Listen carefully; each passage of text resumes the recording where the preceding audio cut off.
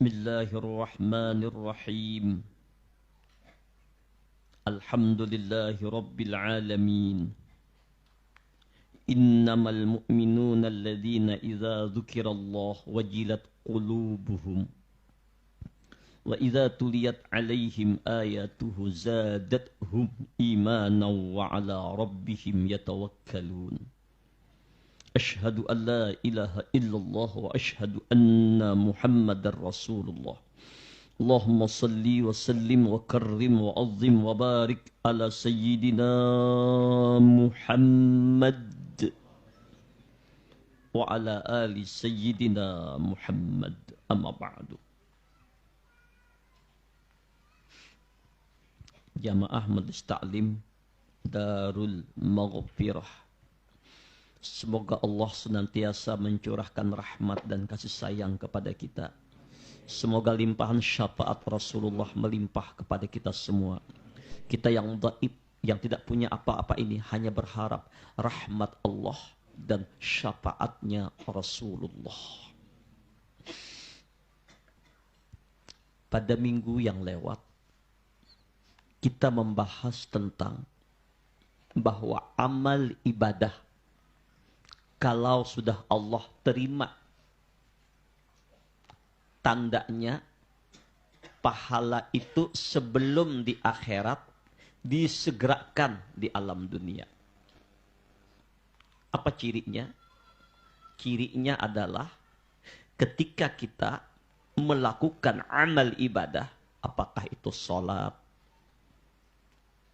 zikir, membaca Al-Quran, bertasbih, beristighfar, salat sunat, membaca salawat, kita merasakan kenikmatan, kelezatan dengan Allah ketika kita salat, ketika kita berzikir, ketika kita membaca istighfar, waktu kita bersalat rasa hadir bersama Rasulullah.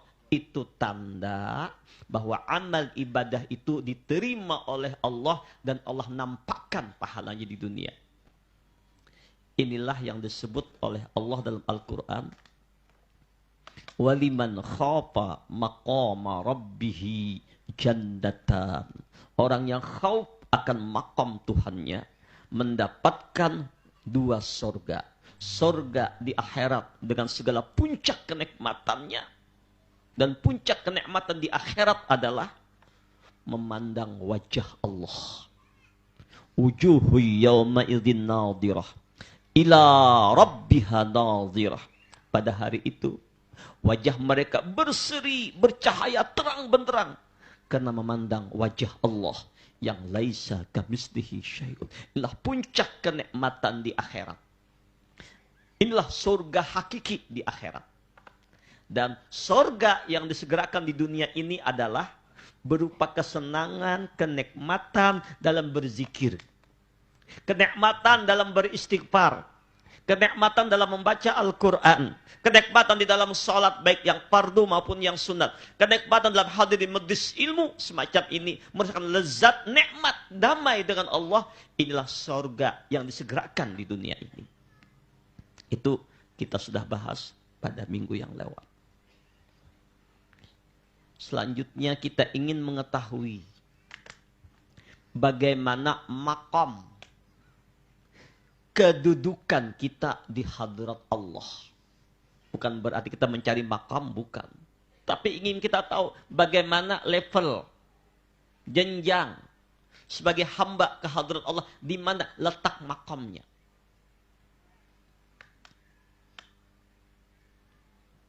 Dan sesungguhnya menurut isyarat dari hadis Rasulullah, makam seseorang di dunia ini sudah terlihat. Yang orang ahli surga itu sudah terlihat di alam dunia ini. Orang ahli neraka pun terlihat di alam dunia ini. Bahkan jauh sebelum mereka masuk surga atau neraka, Allah sudah menggariskan ini orang yang pacang ahli surga. Ini orang yang akan bekal menjadi penghuni neraka. Ketika Rasul Shallallahu Alaihi Wasallam selesai mengadakan penguburan jenazah di Baqi Gharqad, kita disuruh berdoa mudahan meninggal di makam di Baqi. Berniat berataat.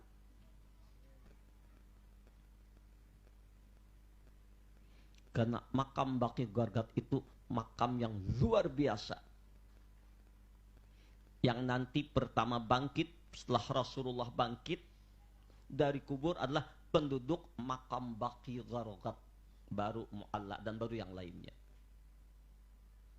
Kenapa? Di Baqi itulah pekuburan para sahabat-sahabat Rasul yang mulia. Di antaranya Sayyidina Utsman bin Affan. Pekuburan istri-istri Rasulullah, kecuali Bunda Khadijah yang ada di Mu'alla di Mekah, dan Ummina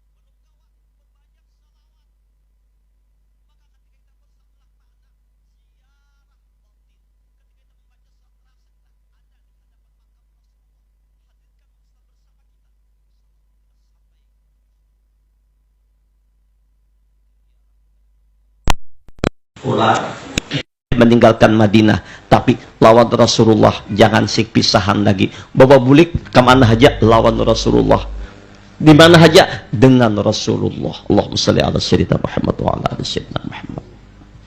Nah, ketika Nabi berkumpul dengan para sahabat, selesai menguburkan jenazah, Nabi mengambil satu ranting kayu sambil beliau berkata, wahai sahabat-sahabatku, semua kita yang ada di alam dunia ini sudah digariskan oleh Allah, ditakdirkan oleh Allah. Yang menjadi penghuni surga sudah ada garisan ketentuan misalnya. Siapa yang menjadi penghuni neraka pun sejak di alam ajali dan tulisan siapa neraka sudah ditentukan takdirnya Allah.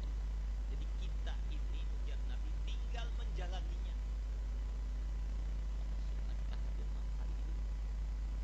Ada garisannya masuk surga. Tapi mudah-mudahan amin amin. Ujar para sahabat, ya Rasul, kalau memang sudah digariskan oleh Allah, yang ke surga sudah ada qada dan qadar Allah, yang ke neraka sudah ada qada dan qadarnya Allah, untuk apa kami beramal? Untuk apa kami sholat? Untuk apa kami beribadah? Kalau memang garisan dari Allah, qadarnya Allah, takdirnya Allah Ta'ala, qadanya Allah di alam ajali, kami menjadi penghuni neraka, biar banyak beramal, biar banyak beribadah, tatap kami ke neraka, bertulisan. Sebaliknya kalau memang ketentuan Allah, kami ini bakal menjadi penghuni surga, biar kada beramal, biar kada beribadah, tatap aja ke surga. Ujar Rasulullah, hai sahabatku, bukan begitu maksudnya. Kalau memang Allah Ta'ala menggariskan, aja Nabi, mentakdirkan, menempatkan orang tersebut akan menjadi penghuni neraka, maka selama di dunianya jauh dari Allah, maksiat selalu dikerjakan, nang disuruh Allah ditinggalkan, nang dilarang dihantopnya digawinya, maksiat jalan terus sampai matinya kada bertobat. Ini kedudukan orang tersebut, berarti ini orang bekal menempati kedudukannya di dalam neraka. Sebaliknya ujar Rasul, kalau orang itu memang ditakdirkan oleh Allah menjadi penghuni surga, maka tingkah laku perbuatannya di alam dunia Allah takdirkan, Allah tentukan menjadi penghuni surga dengan menggawi amalan-amalan orang masuk surga. Salat 5 waktu dijaganya, salat sunat, memperbanyak zikrullah, memperbanyak salawat, memperbanyak istighfar, memperbanyak bersedekah. Tadi sudah dihimbau oleh ikhwan fillah kita, ada mega proyek. Kalau menurut penglihatan bangunan dunia, kada ada papanya nih itu tuh, dibandingkan mega proyek-proyek yang lain di alam dunia, tapi nilainya luar biasa. Kenapa? Ini barangkali satu pondok yang baru ada di Kalimantan Selatan, barangkali bahkan di Kalimantan, pondok lansia, pondok kita nang sudah tuha-tuha, mondok di sana, belajar ba'astilah. Tapi mungkin mondoknya kadang kayak di santin 10 tahun kada, 6 tahun kada, paling barangkali kita atur kelompoknya. Oh, ini mungkin 1 bulan full 100 orang dulu masuk. Apa yang digodok? Mulai istinja, mulai mandi wajib, mulai cara berwudu, mulai cara sholat, bacaan sholat kita ulang. Jangan-jangan kita nih sembahyangnya umpatan, jangan-jangan istinjanya kada belajar. Tapi insya Allah kada, Bang, insya Allah Tapi katanya lancar kaji karena diulang. Mana kayak apa salat yang khusyuk? Belajar istinja zahir kayak apa, istinja batin kayak apa, salat zahir kayak apa, salat batin kayak apa. Lalu amaliyah suluk bagaimana wiritan yang sanatnya sampai ke Rasulullah silsilahnya. Dan bagaimana muraqabah, bagaimana musyahadah. Kita mengaji fikih, mengaji tauhid, mengaji ma'rifat kepada Allah. Lalu amaliyah suluk. Nah. Dan insya Allah yang masuk di sana tidak dipungut biaya. Makan dijamin. Nggih, insya Allah. Menhandak batur, tapi belum tuntung lagi. Ini sudah banyak datangan pian semalam, mulai Banjar hendak datang, mulai Balikpapan hendak datangan. Belum tuntung lagi. Nah, alhamdulillah. Ayo, sudah dihimbau oleh panitia. Amploknya itu kain aja, diantar kain aja. Kata oh ya ini, mun wah ini pen mantar sedikit. Minggu dudi kah? Minggu dudinya kah? Sebenarnya membangun itu banyak kadang kawa sorangan kan kawa membangun ada nak kawa apa. Tapi kata Pak, ayo sama-sama kita jalan masuk surga. Mungkin dengan asbab ini orang nang kayaknya kita kadadaan lagi itu masih berjalan pondok kita itu menggodok orang-orang menuju kepada hadrat Allah. Kita dapat pahala mengalirnya dan ini lambang masyarakat. Uya, Jaro, Haruai. Nah, ini. Dan insya Allah yang datang tuh kena hanya orang Tabalong, mungkin dari beberapa daerah akan datang hendak berdamai, hendak berada di kaki bukit, hendak melihat bagaimana sungai mengalir, bagaimana sawah yang menghijau, padinya yang menguning, suara burung. Rindu orang dengan suasana alam yang burung bertasbih, yang berzikir memuji Allah, Allahu Akbar. Senang dia bersedekah, senang dia berbuat kebaikan, senang dia berbuat ketaatan. Walaupun dulunya pernah berbuat dosa dan maksiat, Allah takdirkan dia kepada Allah. Dia sedang kebaikan sampai hayatnya hilangkan bukan orang tersebut tempatnya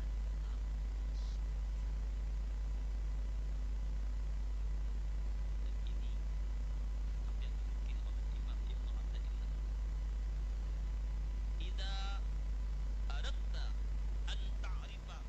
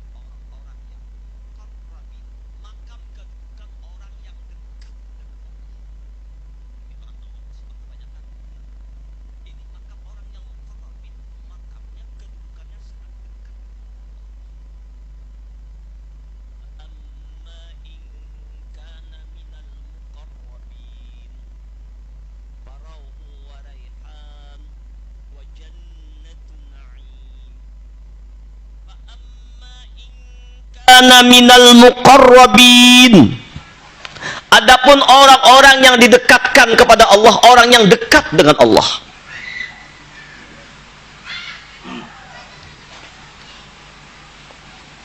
Dekat di sini bukan dekat fisik. Dekat di sini batinnya yang dekat. Dia memandang Allah dengan mata batinnya. Dekat di sini sekali lagi bukan fisiknya, tapi hatinya, jiwanya, sirnya. Farauhu waraihan. Ketika saat sakaratil mautnya, mereka menemukan kegembiraan, kebahagiaan, kesenangan yang luar biasa. Wa jannatun na'im, dan surga yang penuh dengan kenikmatan. Arti surga kenikmatan, nikmat hatinya dengan Allah, lezat dengan Allah. Makanya cucu Rasulullah Sayyidina Hasan, ketika beliau menjelang saat sakaratil maut, Sayyidina Hasan cucu Rasulullah menangis. Sehingga para sahabat bertanya, wahai cucu Rasulullah, wahai sababal jannah, wahai sayyidnya pemuda ahli surga, kenapa engkau menangis menjelang saat sakaratil mautmu? Ini ada apa? Ujar Sayyidina Hasan, tangisku ini bukan tangis sedih, tangis kegembiraan, karena akan bertemu Allah, karena akan berjumpa dengan Allah yang selama aku rindukan. Aku hanya melihat kebesarannya, merasakan kenikmatannya, aku berjumpa dengan Rabbku. Jadi perkara kematian itu tergantung nang memandang. Ada nang ketakutan memandangnya, ada nang ada hendak, tapi ada yang rindu. Kenapa?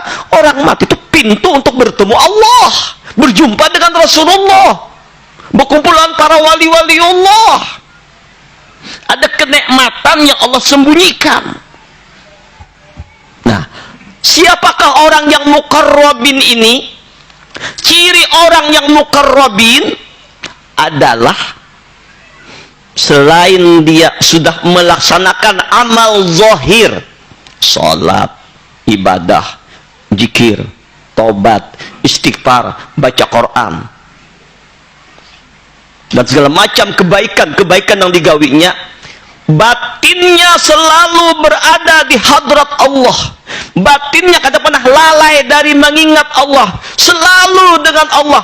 Pikirannya, perasaannya, jiwanya hanya dengan Allah, lezat dengan Allah, asyik dengan Allah. Jika kada memandang lain, nanti pandang hanya rahasia kebesaran Allah. Ini kedudukannya orang muqarrabin. Kalau orang itu amal zahirnya sudah bagus, tapi hatinya lalai dari Allah, kosong dari Allah, ini belum sempurna.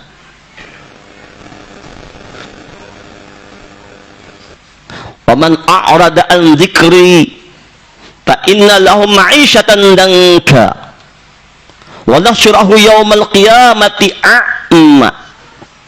Siapa yang berpaling hatinya dari mengingat Allah, lalai dari Allah, hidupnya sempit, kada tenang.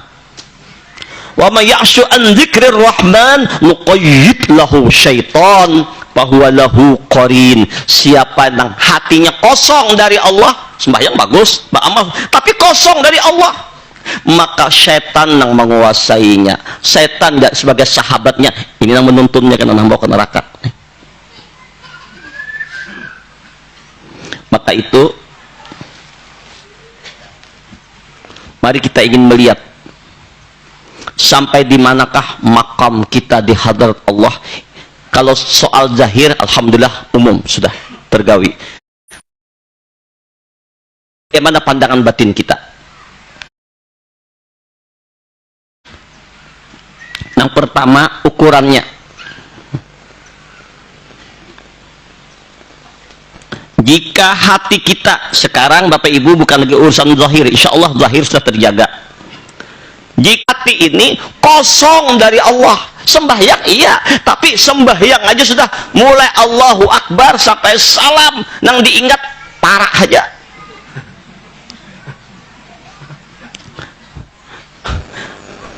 Nang diingat gawian aja. Sembahyang tuh apa ya, kata sembahyang makin lalayainya. Muntungnya boleh berzikir la ilaha illallah mulutnya, tapi hatinya kosong dari Allah.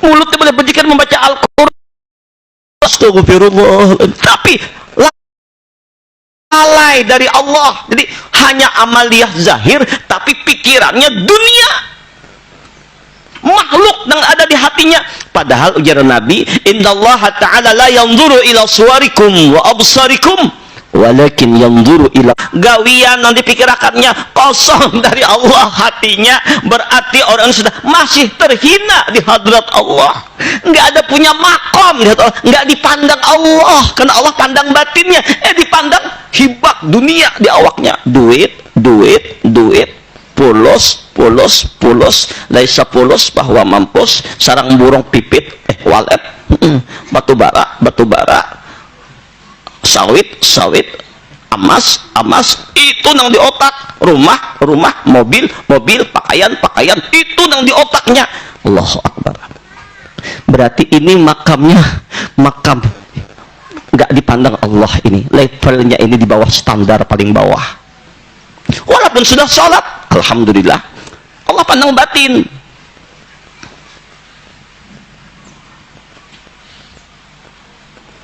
Atau bila kita ini masih dibimbangkan oleh makhluk alam maya pada ini beserta hakikatnya, ini berarti belum benar-benar kita menghadap Allah.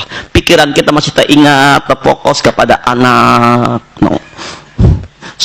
kepada bini, kepada laki, kepada masyarakat, kepada keluarga, kepada si A, kepada si B, gantungan kepada makhluk dunia, benda dan sekalian.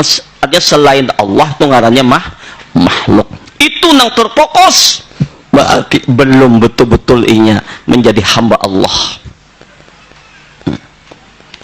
Nah, rasakan pang kita di mana andaknya. Insya Allah dua ini kada lawan pian, insya Allah lawan kita kada ada, insya Allah. Nah, bila seseorang sudah mulai terarah untuk beramal, beribadah, berzikir, bertasbih, hatinya sudah mulai mengingat Allah, imbahanu ingat, imbahanu kada, 10 menit ingat, 5 jam parai, ya alhamdulillah. Nih ini sudah ada nih, tapi sudah ada bantuan dari Allah nih, sudah ada, alhamdulillah. Daripada parai sama sekali, daripada kosong sama sekali, ini sudah mulai terarah.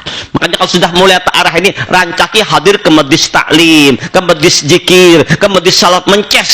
Nah, makin banyak orang hadir, makin nur itu masuk ke dalam dada kita barataan. Lihat filsafat baterai suak, atau baterai suak mati, pada mati pang suak. Nah baterai nang suak itu kalau sebuting kirit, tapi dikumpulkan banyak tok cocok japian betarang tuhnya. Kenapa? Kompak, nur-nurnya menyatu. Nah, ini baterai suak pada. Nah, jadi kita nih baterai suak kumpulan kayak ini, jadi tarang aja insya Allah. Karena ini andaikan dibuka Allah rahasia hati-hati orang beriman ini, nah hati orang yang berzikir nih, melebihi cahaya matahari, silau, tapi sekali Allah tutupi, Allah hijab. Nah ini tadi. Kemudian jika sudah orang tadi sudah mulai terarah, beramal sudah, beribadah sudah, mulai ingat hati kepada Allah, walaupun anginan ingatnya, waktu berzikir ingat setempat, mbah itu parai pulang, waktu sembahyang ingat Allahu Akbar 2-3 menit, mbah itu kemana-mana kah pulang, alhamdulillah sudah, syukuri aja. Tapi jangan bertahan di situ, tingkatkan lagi. Maka bila Allah hendak meningkatkan makam orang tadi kepada lebih tinggi levelnya di hadrat Allah, maka mayuridillahu bihi khairan yufaqihu fiddin. Bila Allah menghendaki orang itu yang sudah menuju Allah, senang beramal tadi, Allah ingin tambah kebaikannya, maka disenangkan orang tadi hadir ke majelis ilmu, senang ngaji, senang belajar kepada guru-guru, ngaji tauhid ke guru ini, ngaji fikih ke guru ini, ngaji ilmu, datang ke beberapa guru-guru, semangat belajar, gembira belajar, menunggu hendak ke majelis itu seminggu asal awas benar. Nah, itu sudah tanda Allah beri kesenangan di hatinya. Pengajian hari ini di rumah sudah berdebar-debar jantung, nah senangnya hendak ke majelis itu nang maulah rasa itu Allah. Men Allah kadang memberi rasa kulernya. Jadi kenapa orang nang senang ke majelis itu Allah nang menariknya, Allah nang menggerakkannya, Allah nang memberi hidayahnya, Allah yang menuntunnya. Amin. Yahtassu bi rahmatihi may yasha. Nah, orang kulir ke majelis, Bang, itu artinya Allah Ta'ala belum memberi hidayah kepadanya. Nah, doakan mudahan kawan-kawan yang belum ke majelis, doakan mudahan senang ke majelis untuk menuntut ilmu. Nah, tanda Allah hendak meningkatkan level, maka disuruh mengaji ilmu. Makanya para wali-wali itu ada yang 30 tahun Datuk Kalampayan, kurang apa alimnya, sudah di kampung sidin umur 30 tahun, meninggalkan kampung halaman, menuntut ilmu ke Makkah 30 tahun lebih mengaji, 35 tahun di Makkah sampai di Madinah, bulik 65 tahun hanya berdakwah, lawasnya sih mengaji. Kita berapa tahun mengaji? Allahu Akbar. Berapa jam dalam seminggu? Siang malam mengaji 30 tahun. Kita berapa? 10 tahun guru ngaji. Tapi apa?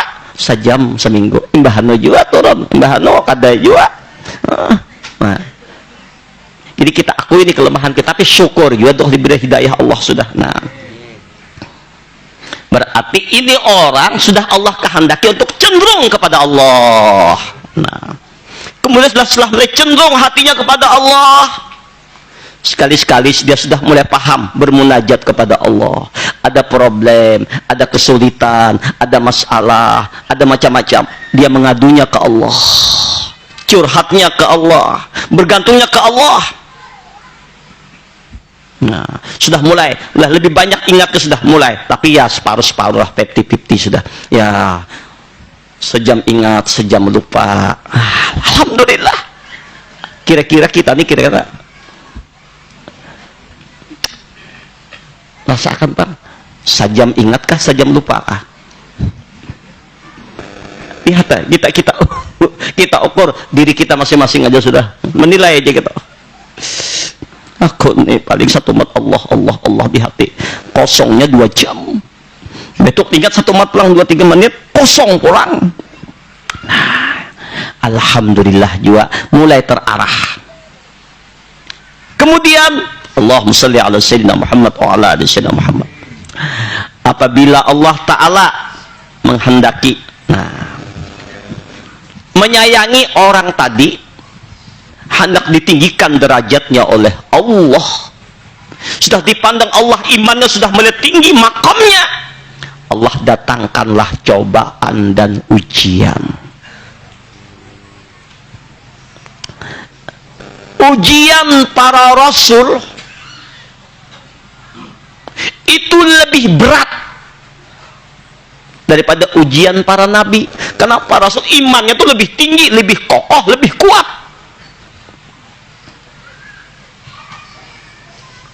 Tapi ujian ulil azmi minar rasul, dari Rasul 25 tadi, lebih berat lagi. Nabi Musa, Nabi Isa, Nabi Nuh, Nabi Ibrahim, baginda Muhammad sallallahu alaihi wasallam, berat. Nah, daripada ulil azmi tadi paling berat ujiannya, seluruh nabi dan rasul nang paling ganal cobaannya, nang paling ganal ujiannya, baginda Muhammad Rasulullah sallallahu alaihi wasallam. Luar biasa, padahal kekasih Allah ujiannya ganal.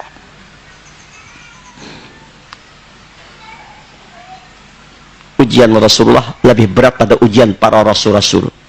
Ujian para rasul lebih berat daripada ujian para nabi. Ujian para nabi lebih berat daripada ujian para wali kutub, wali gaus, wali abdal. Ujian para wali gaus, kutub, abdal lebih berat daripada ujian para wali-wali biasa. Ujian para wali-wali lebih berat pada ujian orang-orang yang beriman. Jadi makin levelnya tinggi, makin kanal ujiannya. Kenapa nih lah?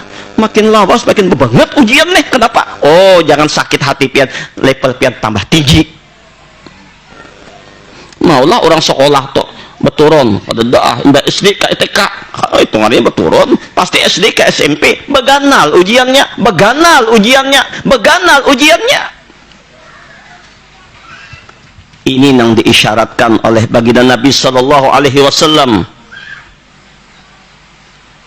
Ina ma'syarul anbiya'i asaddun nas bala'an thummal amsal fal amsal. Inna ma'syarul anbiya, sesungguhnya ujar Rasulullah, kami para nabi, padahal sidin ujian berat, adalah orang-orang yang paling berat ujiannya. Kemudian orang-orang yang lebih rendah di bawah kami, kemudian yang lebih rendah lagi, kemudian lebih rendah lagi, kemudian lebih rendah lagi. Kenapa? Ini kalam ulun dapatkan dari kitab Syekh Abdul Qadir Al-Jailani. Karena Allah terus menguji manusia agar manusia itu menjadi orang-orang yang mulia, agar mereka selalu berada di hadrat Allah dan tidak lalai dari mencintai Allah. Allah begitu sayang kepada mereka. Allah nggak ingin perhatian mereka terarah kepada yang lain. Makanya datang cobaan, ujian agar makin dekat kepada Allah. Nah, jadi kalau kita dapat cobaan, dapat ujian, maka bergembiralah. Ini level kita akan lebih tinggi di hadrat Allah. Bukankah Allah nyatakan dalam Al-Quran, alladzina idza asabathum musibah qalu inna lillahi wa inna ilaihi raji'un. Dapat cobaan, dapat ujian, mengembalikan, yakni dari Allah, lalu mereka rida menerimanya. Nah, makam ridha itu adalah tempat istirahat. Ridha Allah itu tempat istirahatnya para wali-wali Allah. Ridha Allah itu surga Allah yang disegerakan di bumi ini. Nah, bagaimana tempat ridha Allah? Radhiyallahu anhum wa radu anhu dzalika liman khasyiya rabbah. Allah ridha kepada mereka karena mereka ridha dengan Allah.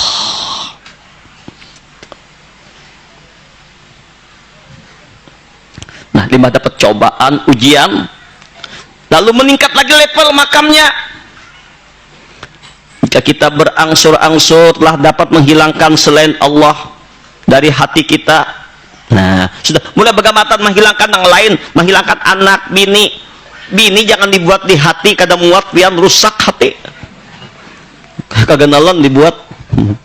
Bini anak di samping, suami anak di samping, rumah anak di tanah, duit anak di barangkas, pahumaan anak di tanah. Hati kita hanya lawan Allah. Berangsur-angsur sudah menghilangkan di hati makhluk dunia. Nah, ada Allah, Allah. Mengatakan riadah amalan kita zikir Allahu Allah. Napas Allahu, Allahu, hu Allah, Allah, Allah. Zikirullah terus riadah naksaban dia Allahu Allah. Ini berangsur-angsur sudah. Nah, berarti kita sudah mulai lebih levelnya tinggi di hadrat Allah.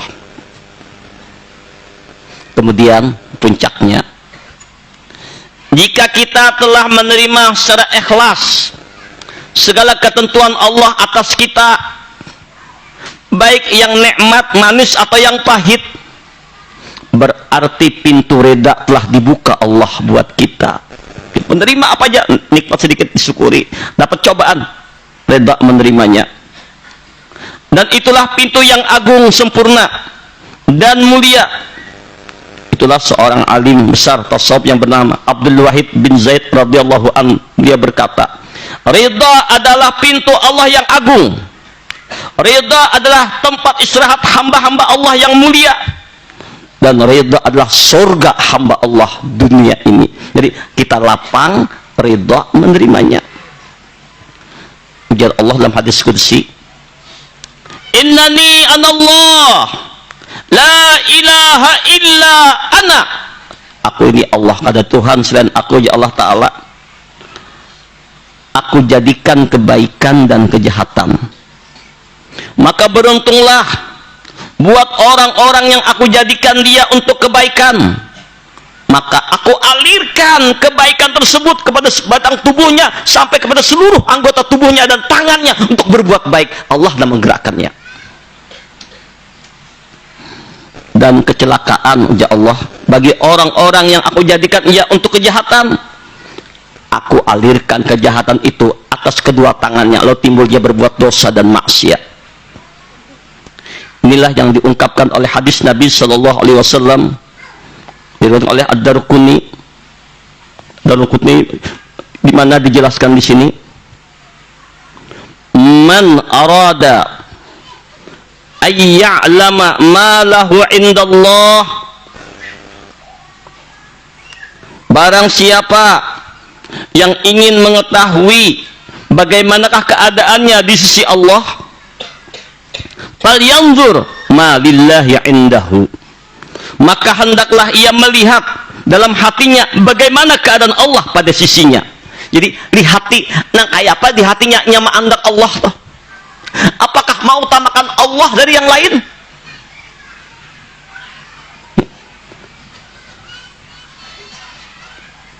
Rasakan mana banyaknya Allah apa makhluk, mana banyaknya Allah apa dunia. Jadi siapa nak hendak melihat bagaimana makamnya di hadrat Allah, lihat di hatinya seorang ini nah, bagaimana Allah kalau diingatnya, ditujunya, dicintainya, dan diingatnya siang dan malam, bangunnya, guringnya, berdirinya, berabahnya, duduknya, Allah, Allah, Allah, Allah.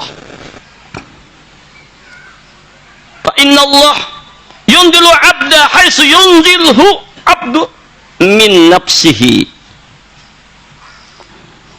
Fa inna Allah yunzilu abda haitsu yunzilhu. Sesungguhnya Allah Ta'ala menempatkan si hamba, yunziluhul abdu min nafsihi, Allah menempatkan hamba itu di sisi Allah, tergantung nang kaya apa inya menempatkan Allah pada dirinya. Amun Allah di atas segala-galanya, Allah tujuannya, Allah segala-galanya, inilah makamnya. Muqarrabin ilahi anta maqsudi waridaka matlubi a'tini mahabbataka wa ma'rifatak.